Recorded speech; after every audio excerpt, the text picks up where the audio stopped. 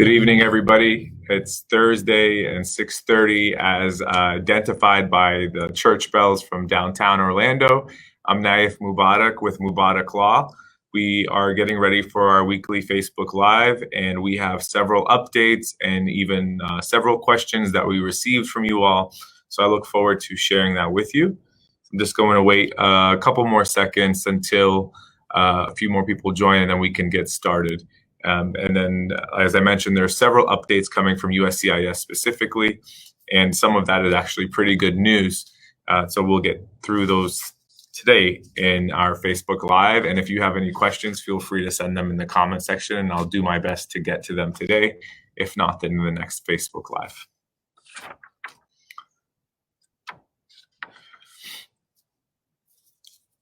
All right, so as you all know, it is January 14th and it's Thursday, so it's our Facebook Live time. We do have typically a tradition of sharing good news regarding our cases and past results. We had a wonderful interview today for a marriage case that was previously denied when the applicant filed pro se. They did an appeal, we refiled for them, and today was the interview. Finally, after several years of this couple going through the immigration process, I believe it's over. We are waiting for those results. The other good news is the fact that USCIS has issued several updates that we believe are beneficial to our clients, and I'm going to share that with you guys as well. We do this Facebook Live every Thursday at 6:30 p.m. and next week we will have it in Arabic with Ms. Besma Alawi. If you ever have a language request, if you want to see it in Portuguese or Spanish, please let us know, and we will try to definitely do that for you all. Please subscribe to our newsletter and our social media accounts as well. Sometimes when we receive an update saying that the courts are closed or something is happening with immigration, the fastest way that we can tell everybody is by sending out the email blast and one large newsletter. So if you follow us on social media, it's the easiest way to stay up to date. For example, I had one of our clients who's been with us for several years reach out asking for updates, and she had no idea about the newsletter was in her spam. And then once she read the newsletter, she realized that this is why we have the USCIS receipts delays. So I'm going to just jump in to the updates that we have been receiving from USCIS and regarding the Ninth Circuit Court here in downtown. So one of the updates is that before we get on immigration, the updates on the courts in downtown Orlando and civil trials and our car accident cases and the trials, what's happening with those cases is many hearings are done virtually, and a lot of trials have been canceled and are really falling behind. So they're doing now what's called a rolling docket. Basically, they're doing the older cases first, and they're slowly progressing through the cases behind. But with most of the cases being canceled for the majority of 2020, you can imagine that a lot of cases, if you're filing suit in a car accident case now, it's unlikely that you're going to get a trial date later this year or even early next year. Our case that we have is set for trial against the city of Orlando. Our client was involved in a car accident by a police officer, and her trial date is set for March 15th of this year. And this is a case that's almost 2 years old. So just to give you an idea of how long the process takes to get to trial when you can't settle your car accident case pre-suit. So this is a very important update, and for you all to know that why we push oftentimes to try to settle your car accident or personal injury cases without filing a lawsuit, because it can then, once you file that lawsuit, it's extending the case process for at least a year or two. Now with COVID, even more. So we will continue to update you all on that. And we did receive a question also from somebody on the Arabs in Tampa Facebook group asking, how can I get married with COVID? How do I get a marriage license? Well, every county or clerk of court has their own procedures and rules.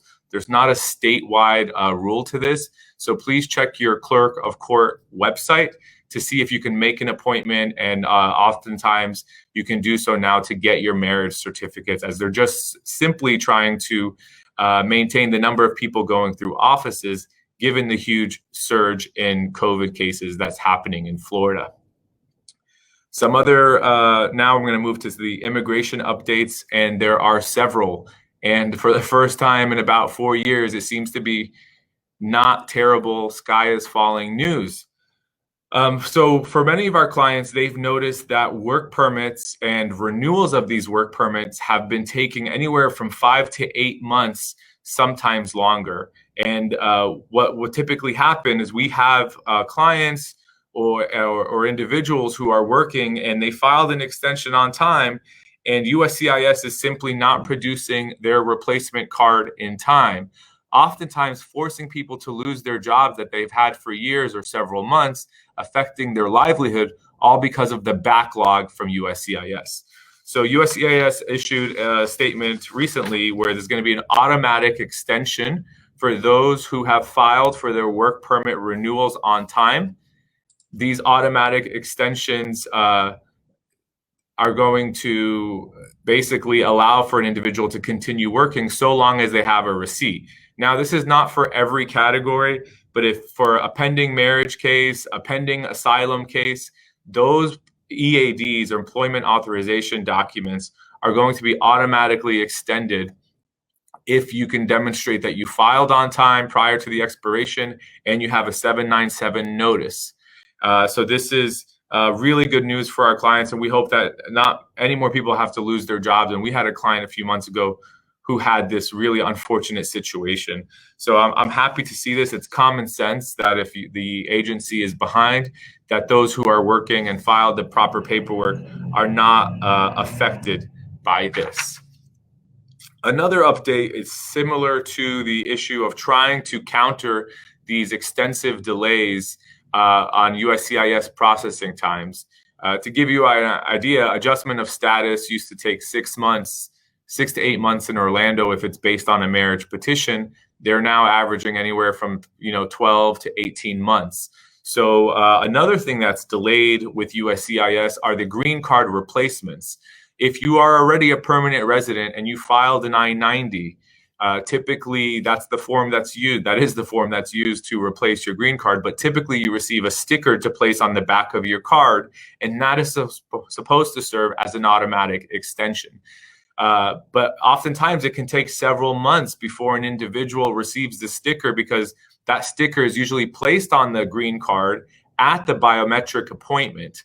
And if the biometric appointments are taking 3 or 4 months, then they're not getting the extensions and they don't have the evidence they need to renew their driver's license, renew their work permits, allow themselves to continue working. So what USCIS has decided to do is they're going to issue 797 notice of actions. We call them receipts of your process with specific extension language included. So now moving forward, if you file an I-90 or a green card replacement, you will be getting an automatic extension. We see something similar to this on the 751 for the removal of conditions, where they extend the status for 18 months. It seems as though USCIS is also moving in this direction for I-90 green card replacements. We do have somebody with a question here. Shahida, hey, how are you, by the way? Hope you're feeling well. Did they open appointments for marriages in Dubai? I believe you're asking, are they doing marriage appointments for immigration visas for those who are spouses of U.S. citizens? They are starting to schedule those back. We just had one in Armenia. I believe Jordan has also started them. So every consulate, every embassy, there's hundreds. I don't know them all by heart, but I do know that many of them are opening up and they are limiting the number of visas. So they, especially an immigrant visa, which a marriage petition is, it's Lam Shamel Bil Arabi or petition. This is now starting to be scheduled again, which is great news. So thank you for that question, Shahida. So another update for you all is that, okay, we're talking about delay. I said there was good news. I promise there is, but that was the good news. But there are extreme delays in a lot of these cases, including the receipts. In the past, we used to tell our clients we will receive a receipt in about 2 weeks. Now it is taking anywhere from 4 to 8 weeks to receive confirmation that your application is currently pending with USCIS. This is problematic for a number of reasons. One, if you filed for an extension of status and you want to make sure you are maintaining your lawful status in the US, you need evidence to demonstrate that.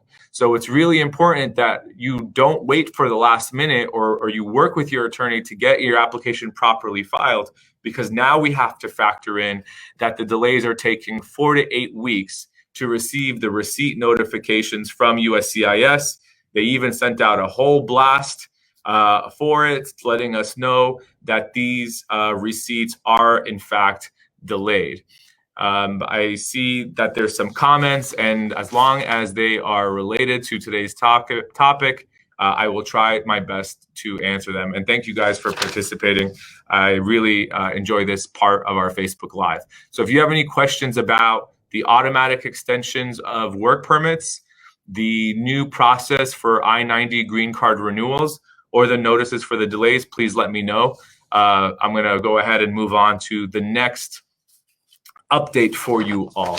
And then we do have several questions relating to the N400 naturalization process. We receive these questions at high frequency, so I thought it would be beneficial to share them with you all. But before we get there, starting January 26th, so in about 12 days, those traveling to the United States will be required to demonstrate that they have a negative test, or they have a vaccine, or that they were once positive and then they are now testing negative within 90 days. This is now required. There's a couple of people asking me to speak Arabic, so I'm just going to address them quickly. ان شاء الله الخميس الجاي راح نكمل اللايف بالعربي بس الليله راح تكون بالانجليزي. So if you want to watch Arabic Facebook Live, tune in next week, and we will have Miss Besma Alawi with us as well. Tonight's program is in English. So this is important for those who are planning to travel to the United States. We are now required to have a negative test, and also or proof that you once had it and are negative, or either a vaccine. This is all really good, because we do know that the goal here is, yes, safety, but ultimately at some point to get back to normal, to allow travel to continue with the United States and our tourism and all those business conventions and everything else that are being affected so terribly because of the COVID virus.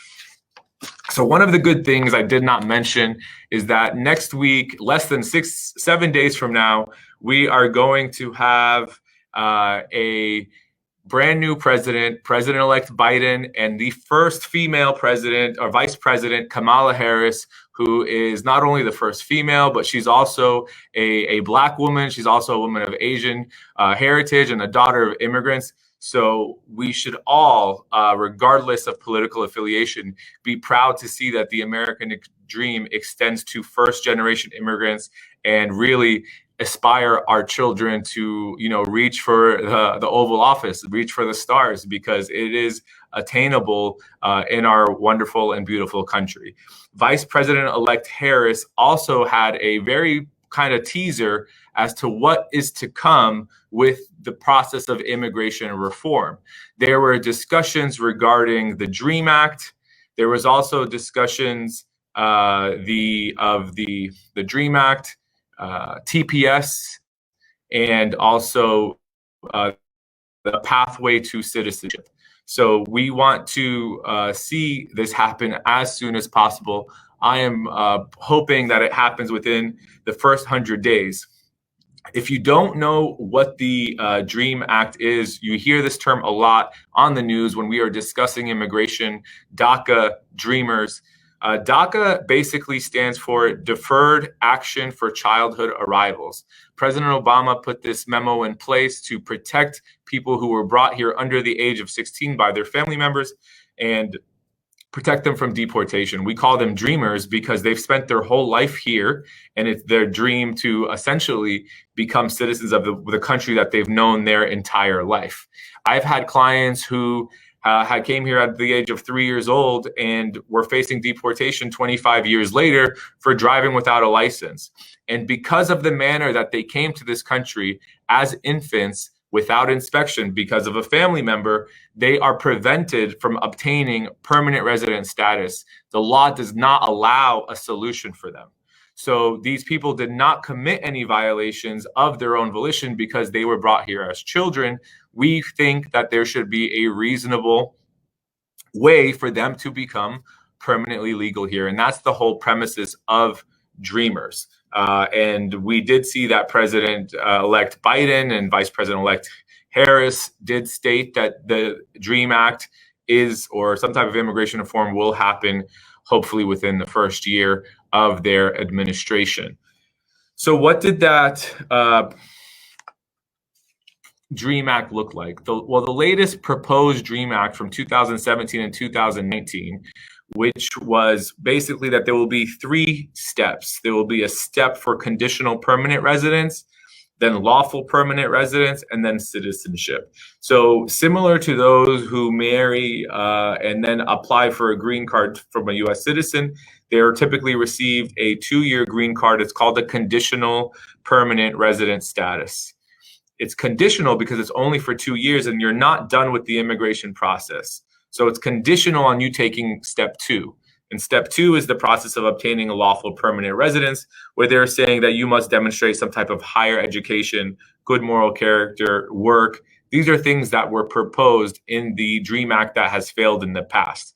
This was bipartisan presented, the one that I'm discussing. So I do believe with a Democratic House, Senate, and White House, it is very possible that the DREAM Act that they do propose will be more beneficial for those in this situation.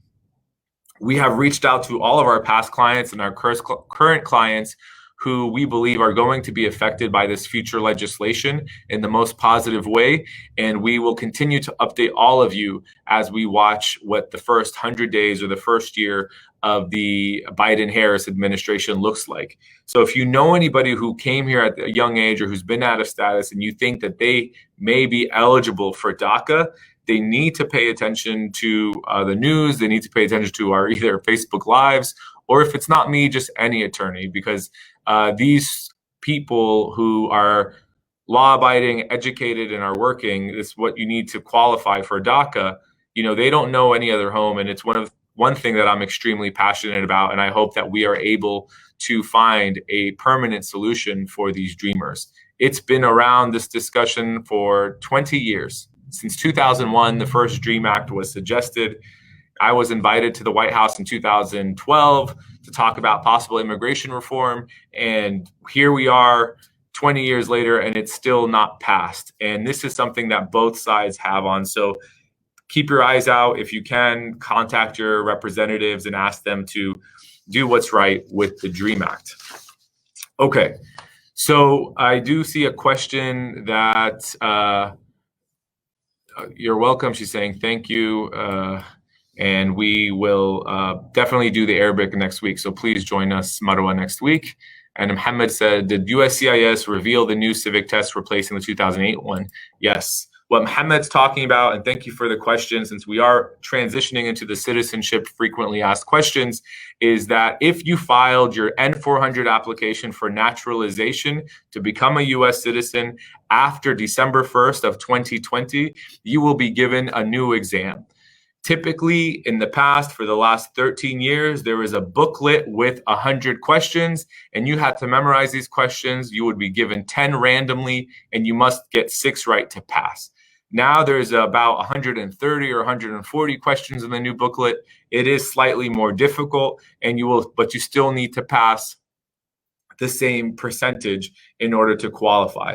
So these new tests are out. These new tests are on the website, I believe, but it is definitely going to be applicable moving forward. I spoke to the USCIS supervisor just yesterday on the phone, and she's telling me that their citizenship processing times in Orlando are shortening. I do speak with this supervisor monthly, depending on the updates that they have for my position for the American Immigration Lawyers Association, where I was voted by other immigration lawyers to be a vice chair and to communicate with them. So we are definitely receiving the updates very quickly, and we will share them with you all just as we can share them with the other immigration attorneys in Central Florida.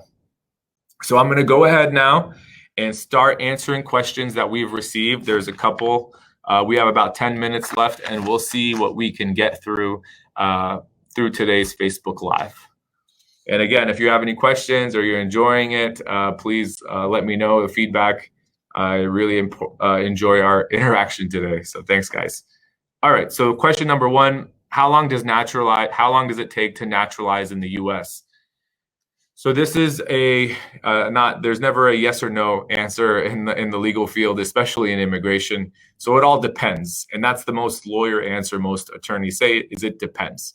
But typically, most people, if you obtained your green card through employment-based or through diversity visa lottery or through asylum, then you must be a permanent resident for 5 years before you can apply to become a U.S. citizen. If you are married to an American citizen and you're living in the same house as that American citizen, you can apply after 3 years. There's also 3-year exceptions for those who are either in the military or if they were victims of domestic violence by a U.S. citizen. There's exceptions to these 5-year requirements and under the 3-year.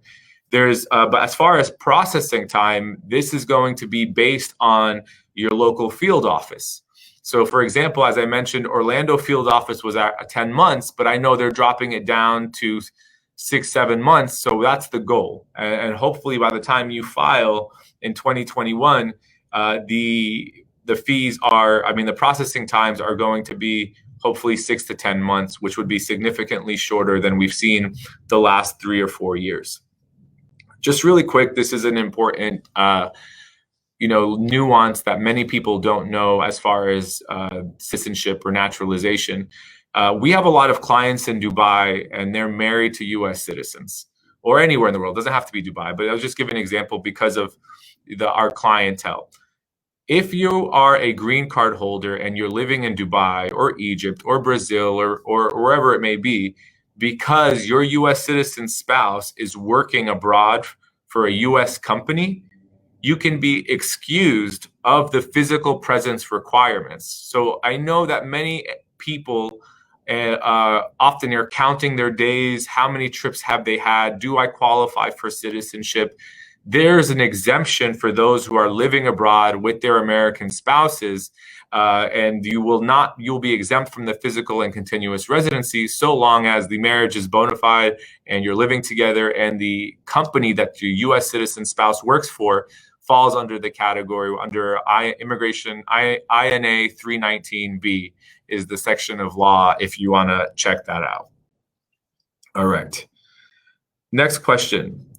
What is this 4-year, 1-day rule for U.S. citizenship? This is, so let's talk about what's required to be a citizen in order to answer this question. So we know you have to have the 5 years or the 3 years, depending on the category. You then have to have physical presence, meaning half of the time that's required, the 3 or the 5 years, must be spent physically in the United States. This is in the aggregate, meaning if you count the total number of days you spent in the United States and it's 50% or greater than the required 3 or 5 year period, then you've met the physical presence requirement.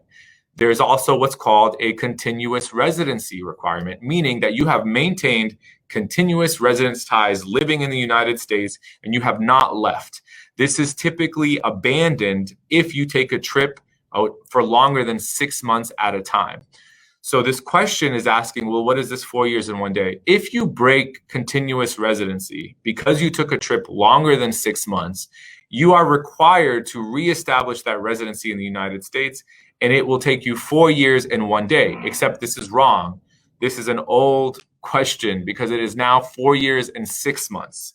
So they've actually made it in February of 2020 a little bit more difficult to reestablish your continuous residency. It is no longer 4 years and 1 day. It is 4 years and 6 months. Okay.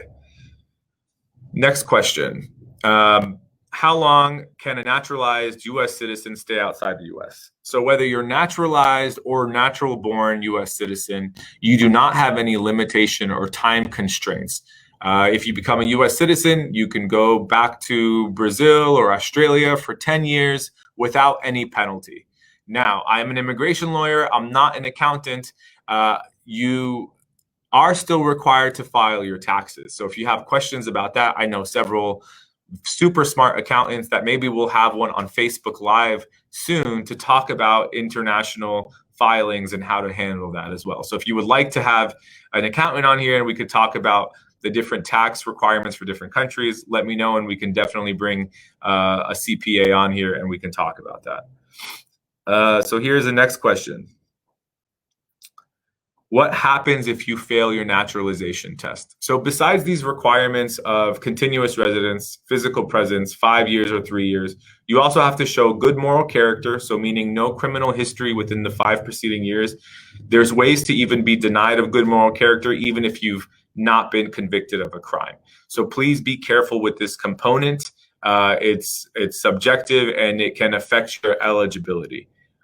The other thing is you must demonstrate a understanding or command of the English language, and you must have established that you can take the historic civics test. This is the test that Mr. Muhammad asked us about earlier. So you do have an exam during your naturalization interview, and they will ask you questions like, if the president and the vice president can no longer serve, who then becomes president of the United States?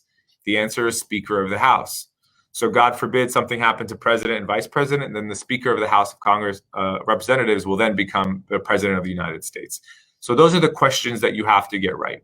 If you fail the test, you will not pass your naturalization exam, but they do give you a second try. So you have 2 tries to try to show them that you have learned your American history and your civics and you speak the English language. Oftentimes, we have clients who are so focused on the history test, they could tell me every president, the order, what are the amendments on the Constitution, but they don't study their own application on the N400. So most people don't realize that the officers are going to ask the questions exactly as it's written. And what I mean by that is, let's say if I ask you, are you married? You probably understand the question. However, if English is your second language and I ask you, what is your marital status? A lot of people, believe it or not, sometimes get confused about this question because it's not a common way of speaking. So if the officer believes that you're not understanding the basic questions on your form, you might never make it to your naturalization test or your history test because the officer is going to say, you're not being able to speak English. We're not going to continue this interview. I'm going to reschedule you.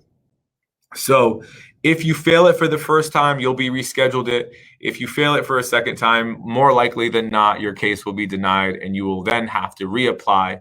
The good thing is if you're denied for just not passing your test, you can apply immediately. There's no wait time to wait before you seek naturalization again. This is a good question. Can I travel during the naturalization process? So let's say you file your application in January. In June, you go to Beirut, Lebanon, and then when you come back for your interview in October, the form you filed in January does not show the trip you took in June, obviously, because you filed it in January. It's no problem. But it is your responsibility to update your travel history with the officer. So remember that good moral character requirement I told you about? If you misrepresent to the officer or you forget to tell the officer that you traveled to your country during summer vacation, then the officer can say you lied during the interview. And if the officer thinks you lied during the interview because you did not tell them about your trips, then you'll have to wait 5 years until you have a new good moral character or appeal or try to overcome that you did not intentionally misrepresent. So you most definitely can travel even while the application's pending, but you need to be ready to update the officer with your travel history. And you want to make sure if you're on the cusp, if you are like really short a couple days, then perhaps don't travel because you want to make sure that it's clear you're accumulating enough time as required for naturalization. So those are the church bells telling me that it's been 30 minutes and it's 7 o'clock, but I'm going to do a couple more questions, and then we can reconvene next week. So if you have any questions, please let me know. So this is a good question. There's no such thing as a stupid question. And this question says, what should I wear to my citizenship interview? I would rather you ask me this question than showing up in like shorts and a tank top. There are no rules. There are no requirements that say you must wear a shirt and tie. I don't tell my clients to wear a shirt or tie, but I tell my clients, think of it as business casual, as church, as for mosque or synagogue. You want to be presentable. You want to make a good first impression, and you want them to know that you're taking this seriously. You know, becoming American is an honor. It's a serious process. So I think it's important that we reflect, that we understand the importance of this situation. This question says, what happens if I lose my certificate of U.S. naturalization or citizenship? So after you pass the test and then you take the oath, you received a certificate of naturalization. And this is the official proof that you are a U.S. citizen. Believe it or not, a U.S. passport is not official proof. This certificate is.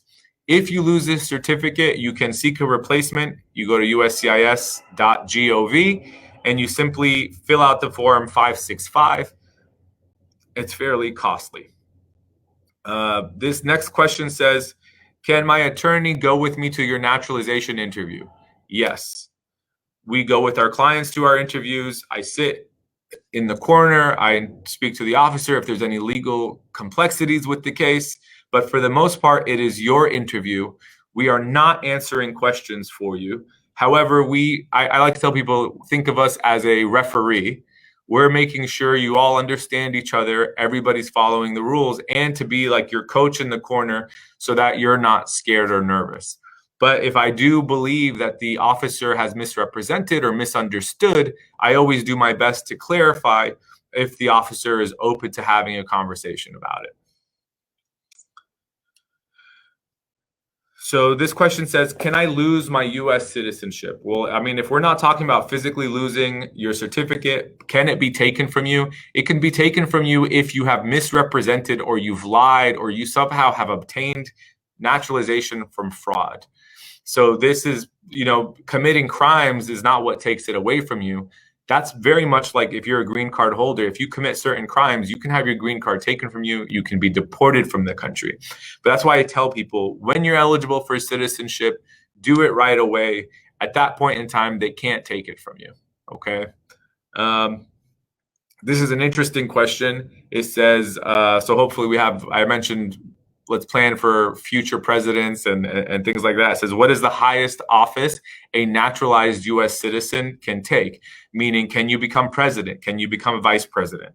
Well, the highest office really is anything in the cabinet level positions, the Congress, Supreme Court, but you could never become president or vice president as an elected president or vice president. So this is the top is, if you become a Supreme Court justice or you work in Congress, you can obtain these positions, but you cannot become president or vice president as through an election as a naturalized citizen. Well, that's my time for today. I really am so thankful to all of you who joined us today and commented. This is what this is about. So next week, please join us. We're going to do the Facebook Live in Arabic. So اتفضلوا الأسبوع الجاي رح نجاوبكم كل الأسئلة اللي عندكم بالعربي إن شاء الله. So I look forward to seeing you guys. Please subscribe to our newsletter and our YouTube channel and all of our social media platforms. This way we can update you as soon as possible. And this Monday is Martin Luther King Day. Next week is the first time our country is going to have a female in the vice president's seat. So I'll leave you guys on that high note, and I look forward to seeing you guys this time next week.